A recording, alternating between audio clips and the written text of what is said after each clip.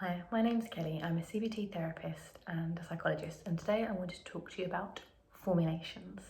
So formulations are an integral part of psychology, of CBT, and I'm going to be focusing on how we use them in CBT. So with formulations, you have loads of different ones to choose from, but how I'm going to divide them is when you have case formulations and when you have disorder-specific formulations. So your case formulation is your holistic formulation. So it could be a longitudinal. So what that means is looking at a client over their life.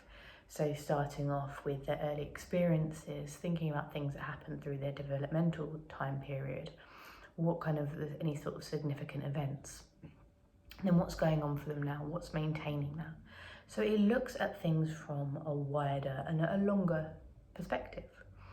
Or you've got things like the 5P formulation, which again is a longitudinal when you go through the precipitating factors, the perpetuating factors, the predisposing factors, the problem itself, the protective factors.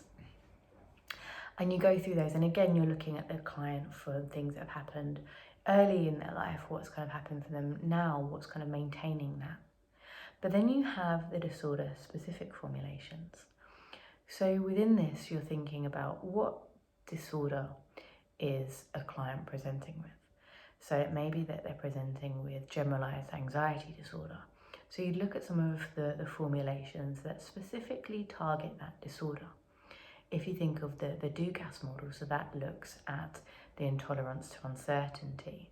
It looks at life experiences, life events, but it's really focused on their experience of generalized anxiety disorder. Or if you're looking at post-traumatic stress disorder, you have Ellis and Clark, which again looks at the trauma, it looks at the traumatic events, looks at the beliefs before, beliefs during, beliefs after. So they're the real two main differences, I would say, that when you're thinking about a formulation, thinking about, is it going to be suitable to do more of a longitudinal formulation, or would it be something that you could do a disorder specific? You don't necessarily have to do both of them. And you may do the longitudinal at the beginning to kind of gather that real good depth of understanding of an individual. And then you may do a disorder specific. Or it may be really, really clear that what the client is experiencing with. So you might go in straight into disorder specific. So it really depends on your client's needs, what they're presenting with. But the main thing about a formulation is it should be there to aid your client. It should be there to help them to make sense of their experience. And it's something that is developed as you work through the therapy.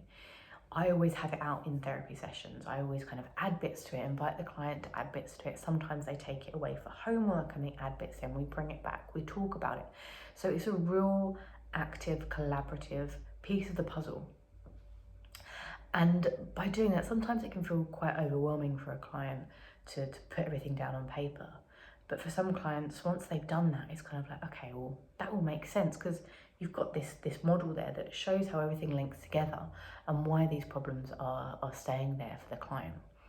So what I would say is play around on some of the formulations with yourself, thinking about the longitudinal, thinking about maybe any slight elements of disorders that you experience. Like if we experience anxiety, we might want to try out one of the anxiety models.